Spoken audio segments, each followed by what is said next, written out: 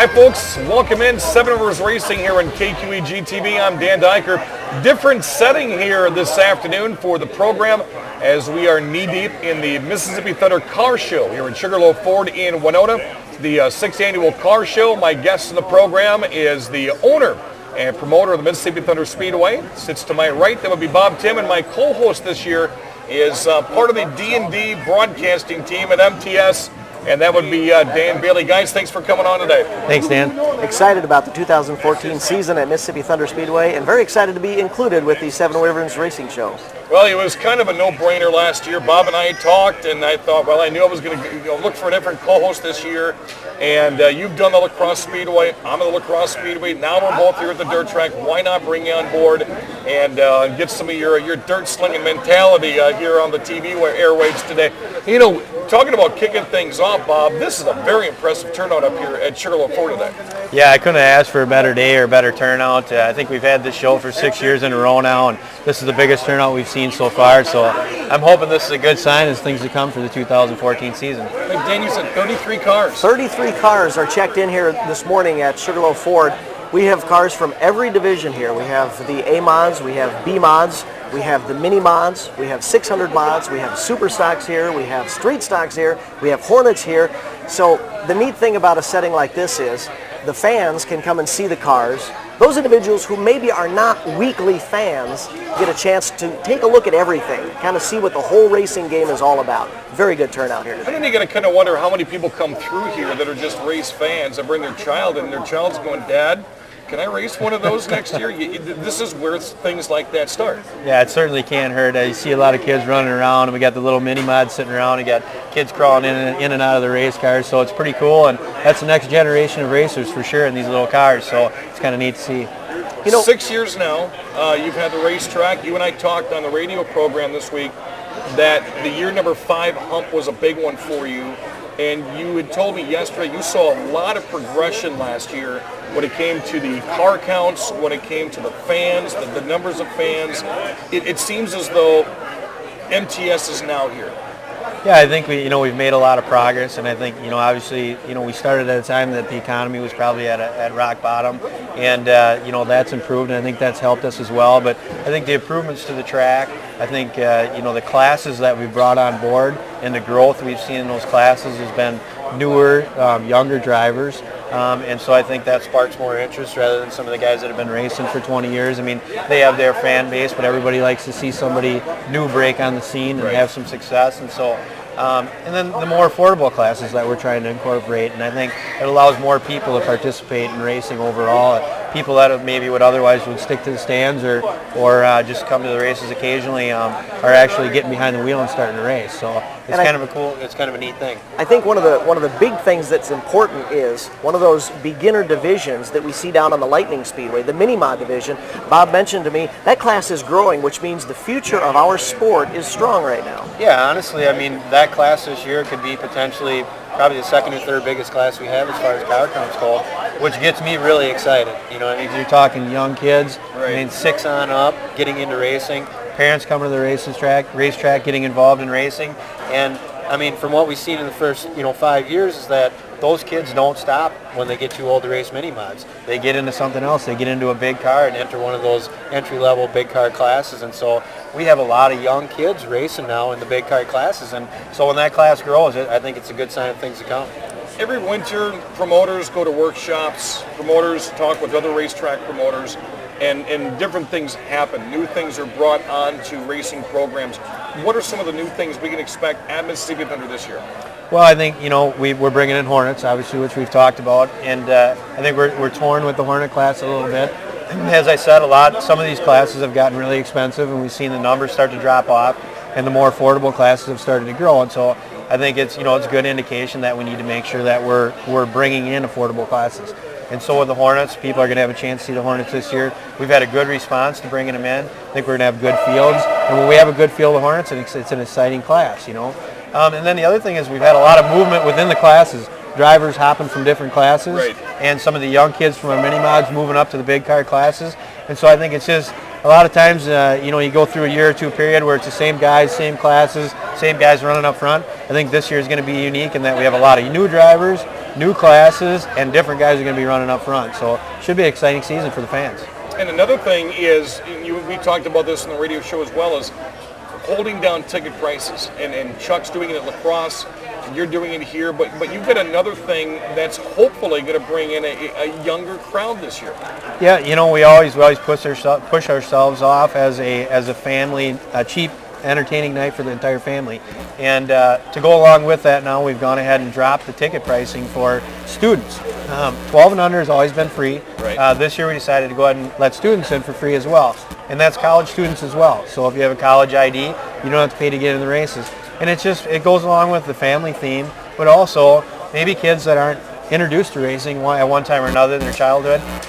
They get in for free, they take the opportunity to come over, see what it's all about, and maybe we get them interested in it. And maybe eventually we see them out there in a car. And so I think it's wrong to make it so they can't afford to be here. Obviously students don't have a lot of money, and so it's the right class of people to not want to charge a lot of money to. And so this year we're going to go ahead and let them in for free, and hopefully families can bring all of their kids and maybe some of their kids' friends along, and it doesn't cost them any extra. Now, is this the year that Dan Bailey Funny does not have to pay to get in the races? Yeah, I'm just about old enough now. Bob, we've talked about a lot of the divisions and the drivers moving around in the division. Another big thing that's happening this year is the 600 Modified Touring Series. That is the class that you specifically introduced to the upper Midwest, came from out east, and it really has caught on well. So well, as a matter of fact, that this year we have a Liquid Nitro Touring Series just for the 600 mods. Yeah, every time you start a new class, it's really a challenge to get people committed and believe that you're committed to the class and that they're not going to buy a car and not have anywhere to race it.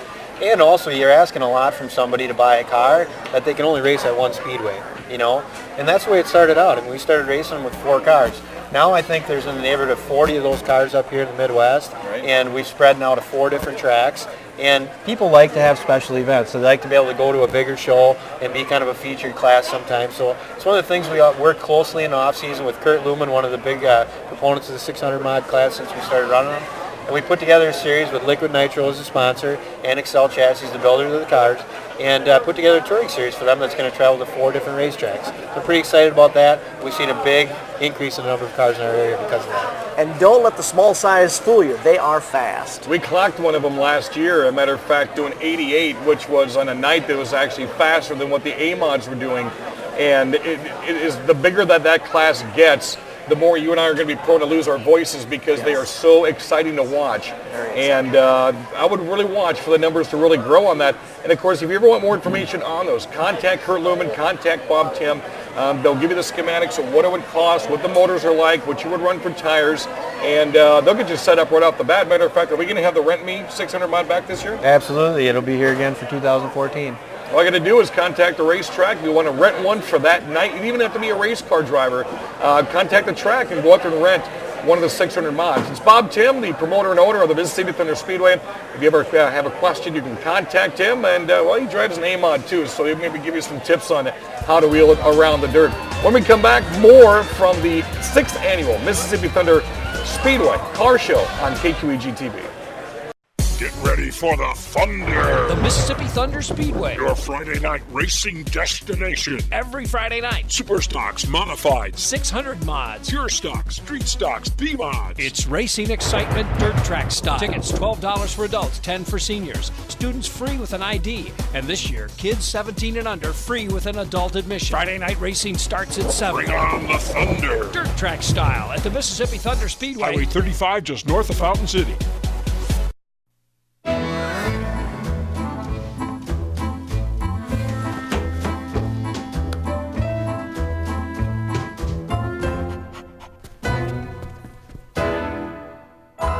Some of the best moments in life happen at home. American Standard Heating and Air works smarter to make them all more comfortable. For a limited time, save over $600 on select American Standard systems. Call now for details. Holman American Legion Post 284. It's all about veterans' rights, quality of life. The Legion belongs to the veterans it serves. The American Legion supports Holman High School sports and local NASCAR racing. Did you know the Legion is open to the public? Stop by for a cold one. Tuesday lunch is a home-cooked meal. Supper is Buck Burgers. Thursday, it's tacos. They can be the place for your wedding reception or meeting. Holman American Legion. It's for veterans and for the people of Holman. At Cousin Subs, we never settle for good. We always strive for better. Since 1972, we've been creating our signature deli fresh subs. We start with fresh bread that's baked every day. Then we freshly chop vegetables and slice the meat daily. It's how we do it and always have. Why? Because you deserve better. Welcome back, Seven Rivers Racing here in KQEG TV. We are in the midst of the Mississippi Thunder 6th Annual Car Show here at Sugar Loaf Ford in Winona. 33 cars, the drivers, hot dogs. There are still some left. I haven't had a chance to grab any yet. Yeah, they're going quick, though, with him around, that's for sure. They're going to be done when this program is taped and done with here. And we do want to remind you, you can look us up on YouTube, Seven Rivers Racing, got our own channel on there. And all of our programs this year, you'll be able to watch over and over and over. Our next guest joining us has the car right behind our cameraman, Rick. And I got to know him. His girlfriend is one of the best towel hat designers you will ever meet. Lance Hofer, how are you, buddy? I'm pretty good. How about you? Good. Having a good night to have you on the program. Car's ready to go. Are you ready to go? Hopefully, if the weather's good next week, it's planned. Well, that's up to him. Yeah, right. I'm in charge of it. You know, Lance, one of the great things that we get to hear about talking with you is you're setting yourself up for a really strong 2014 season. You're coming off a strong 2012 season with your A-Mod, but you're also taking on the role of a late model driver. You're doing double duty this year. What are your thoughts about stepping up into that late model division for 2014? It's going to be a big step, that's for sure. There's a lot of good drivers there. You know, most people come from mods to late models, so a lot of the guys that were really good in the mods are already up there running them, so I mean, competition is just that much stronger. You know? You had a chance, correct me if I'm wrong, to get behind the wheel last year, didn't you? Yep. Yeah, we drove it twice last year, and we had some pretty good success. I mean, we got a lot to learn. Those guys are fast, but we'll get the handle of it. It's a whole different beast, though, isn't it? Oh, yeah. Them things, big tires. Motors are both the same size, but it's just a lighter, faster car. Now, what would you say with the experience you've had driving and what you drive now and what you've had in the past, when you go up against some of the maybe younger late model drivers, maybe the rookies or first year guys, how much of a driving seat time advantage do you have over the competition? Well, I don't know. I guess it depends what they ran previous to what they ran in the late models, but I mean, coming from the mod to the late models, it's tough because the late models they handle so much different, and the brakes are so much better. They steer faster. I mean, I'd say I'm probably at the lower playing field because the mod is just, there's so much different to run against. You know? Now, when you jump into a class like that, I love asking drivers this that are either jumping up a class or in a totally different class. What are your expectations right out of the chute? I want to win. I mean, that's like that. I don't want to go out and run in the back. I mean, that's the plan. I mean, we're gonna hit up Shawano and Cedar Lake, but we want to win. I mean, it's going to take time. I'm not going to say I'm going to come out and light the world on fire, you know, but that's the plan, is to win. So no, we got good equipment and stuff. So yeah, I was just going to say, as you move into this late model ride, you're not joining a startup team. You're joining a team that has a background of producing top-notch cars and winning cars. Oh yeah, I mean, Mike Swabert's the car owner, and he sponsors some Lucas Oil cars. He's owned World of Outlaw cars. He currently owns, I think, 30 late models. So. Gee, we got a what a luxury. Pretty good stable of cars. I'm not too concerned about that. Are you able to talk with some of his other drivers? Yeah, we got two drivers that are running out of the same shop I am, Terry Casey now and Robbie Bunkelman. So they've been racing a long time, so they a lot of good. Terry, of course, a big name in the late model ranks. Robbie's had some success as well in the late model ranks, and Robbie has a long career that's gone back through the modifieds, the super stocks, etc. Yeah, I mean, Robbie's been racing forever. There's a lot of knowledge there. Casey's won a Lucas Oil Rookie of the Year. There's a lot of good experience there. Talk about this upcoming race season at Mississippi Thunder. We were just talking off camera on the car counts, which to me I think are growing. I think there's such an interest in the B-Mod class. There's such an interest in the A-Mod class. What are you looking at with the drivers that you know are coming back this year, maybe a couple of new drivers? How does this class work this year? Well, Fountain City, I mean, like the B-Mod class just exploded there. I mean, oh, yeah.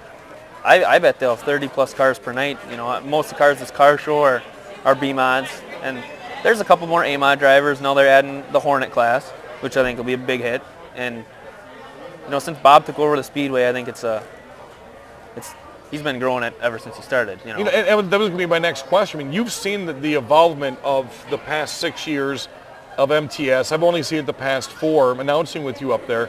What are some of the big changes that you really like that Bob has done to that racetrack? Well, the big thing is the previous owners, the specials Bob has are insane.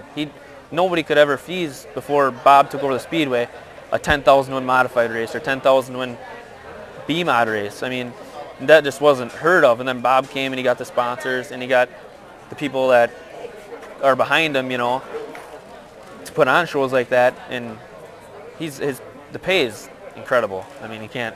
Well, and we were talking off camera too. When was the last time you saw a B mod race for $10,000 to win? When it's usually $1,500. Yeah. When was the last time you saw any division on a dirt track racing for $10,000 to win? It is great. I'm wondering your thoughts about the A-Mod division specifically. Josh Angst is always fast. He's always going to be a main competitor for you. Who are some of the other drivers that you have to look at every night and this is somebody I'm going to be racing against. This is somebody I need to get around if I'm going to get to the front. Yeah. Oh, Brad Waits is always one. when he's there, he's tough to beat. There's a bunch of people there's 5-10 cars every night that, if they start in the front row, they're going to be hard to beat. Josh is one of them, but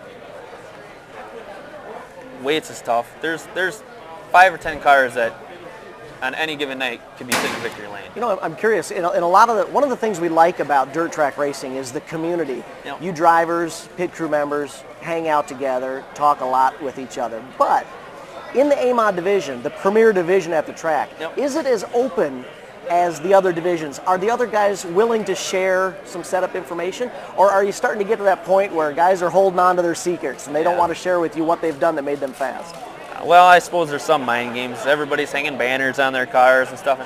Majority of that, I think, is just to make people think, hey, But, like Waits and those other pretty nice people. If you talk to them, they'll tell you what they know. Believe it or not, I guess. It's up to them, Well, Lance Hofer, you're going to see him here next Friday night. Practice night again is going to be Wednesday. And the hopefully first night of racing in Mississippi Thunder will be on Friday. You can look for his number 11. Check him out on Facebook, too. He does a nice job of letting his race fans know exactly what's going on in his race shop and out of his race shop. And just look up Lance Hofer, Hofer, on Facebook, and make sure you friend request him and follow his trials and tribulations throughout the race season. Hey, glad to have you on, buddy. Appreciate it. Glad to be on here. Thanks. All right, Lance Hofer, folks, drives the number 11. You're going to see him out here at the Mississippi Thunder Speedway. When we return, we're going to talk more dirt racing next on KQEG TV. We're here when the sun rises. And when the bread rises too. And we're here slicing a deli fresh every day. And every morning, we're chopping it all up. Why do we put so much effort into making it fresh? Because you deserve better. Holman American Legion Post 284. It's all about veterans' rights, quality of life. The Legion belongs to the veterans it serves. The American Legion supports Holman High School sports and local NASCAR racing. Did you know the Legion is open to the public? Stop by for a cold one. Tuesday lunch is a home-cooked meal. Supper is Buck Burgers. Thursday, it's tacos. They can be the place for your wedding reception or meeting. Holman American Legion. It's for veterans and for the people of Holman.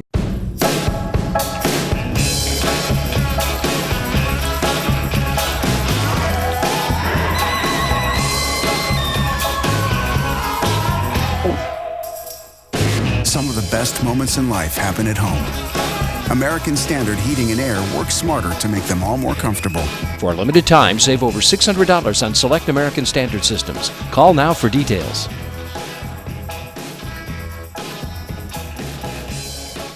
Get ready for the Thunder. The Mississippi Thunder Speedway. Your Friday night racing destination. Every Friday night. Super stocks, modified, 600 mods. pure stocks, street stocks, B-mods. It's racing excitement, dirt track style. Tickets $12 for adults, $10 for seniors. Students free with an ID. And this year, kids 17 and under free with an adult admission. Friday night racing starts at 7. Bring on the Thunder. Dirt track style at the Mississippi Thunder Speedway. Highway 35 just north of Fountain City. Welcome back, Seven Rivers Racing here in KQEG TV. We are at Sugar Loaf Ford this afternoon to help kick off the 2014 race season at Mississippi Thunder Speedway. This is the 6th annual car show here at Sugar Loaf Ford. Dan Bailey, my co-host of the program, 33 spectacular, clean cars. Yeah, they're not going to be this clean a week from now because if Mother Nature plays nice with us, we're going to be on track twice. Wednesday is our scheduled test and tune at Mississippi Thunder Speedway. If Mother Nature doesn't work with us Wednesday, we can fit it in Thursday. But then the season opener is Friday night. Less than a week away, these cars that are on display here today are going to be full of mud, sliding sideways, and turning some fast laps at MTS. And we haven't even really had a chance to brag on ourselves yet. So before we bring in our next guest, you and I got to do some bragging. You and I are going to get an opportunity to not only do what we love, and that's race announce this year, we're going to be racing this year. Yeah, that's right. You know, we spend so much time talking about what these guys do each and every week. Now we have to put our mouths our action where our mouths have been the last couple of seasons.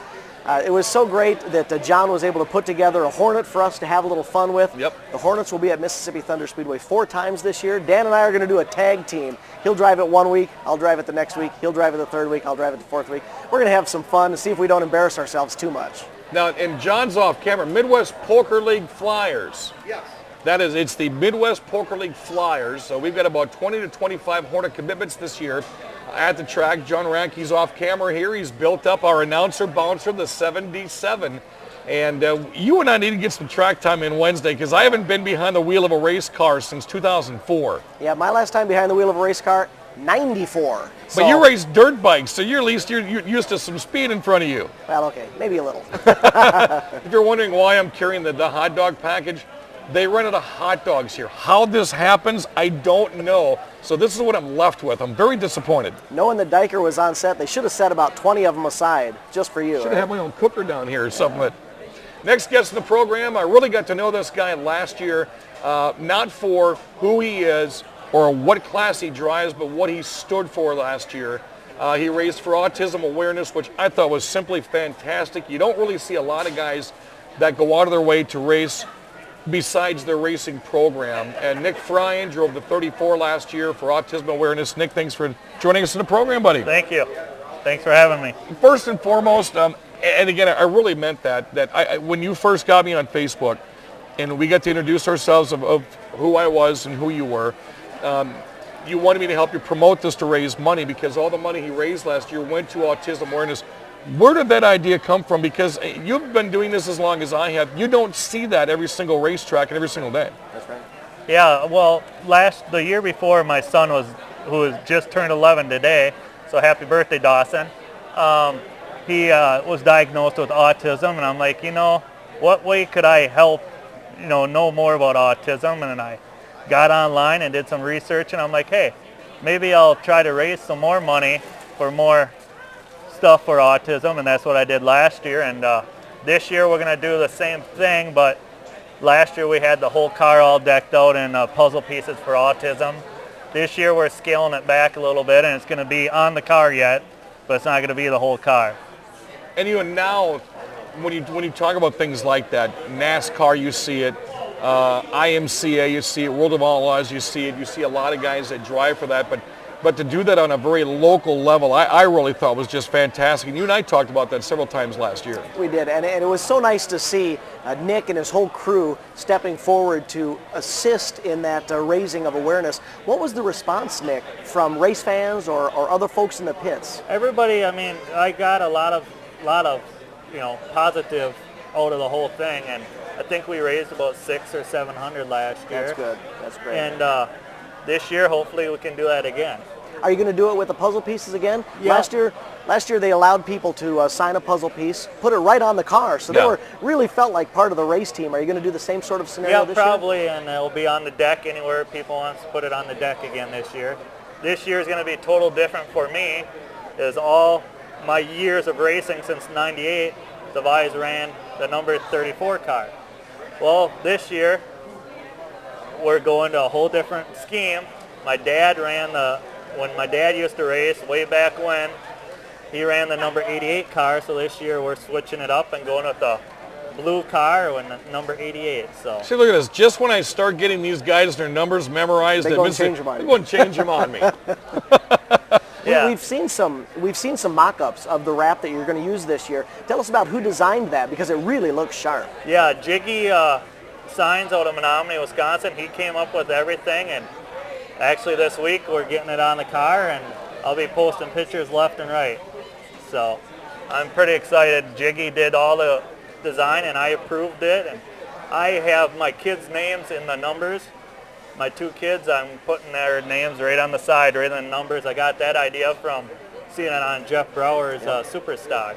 So now what he's going to do, we were just talking off camera, his daughter was born on St. Patrick's Day. His wife's expecting possibly on Halloween. So next year, we hope to have maybe a themed car. Lucky Charms on one side and a jack-o'-lantern on the other side. And you're going to have to come up with a third number. You're going to have 3 numbers now. Yeah. Or else just go with a half or a 0.3. Yeah, that's what we'll do maybe. So as we introduce you to our viewing audience, talk about the class you run, which I think is one of the more competitive classes we have out there, because you want to talk about door-to-door banging racing. You guys do it. Yeah, I'm going to be running USRA B-Mod again, and heck, we average about 28 to 30 cars a night, and it's great competition. I love it, and I'd rather be in a B-Mod any day. So. And Dan was, as we were talking with Lance Hofer, he was asking who he thought some of the top A-Mod guys were going to be this year. Who do you expect to be in the maybe top 3, top 5, always up there kind of a scenario this year? Well, hopefully I'm one of those guys, but... I was hoping you were going to say that. There you go, positive thinking. Well, I can see right now, I mean, heck, we got 2 cars here at the car show that I see in top 5 every night usually, and that's Sean Walski and Alex Williamson. I think you'll see Eric Cans up there, Jacob Blees, of course. I mean, he's a champion. Corey Krasper. So, I mean, we got a field of, if you get a top 10 this year, you're going to be doing pretty good.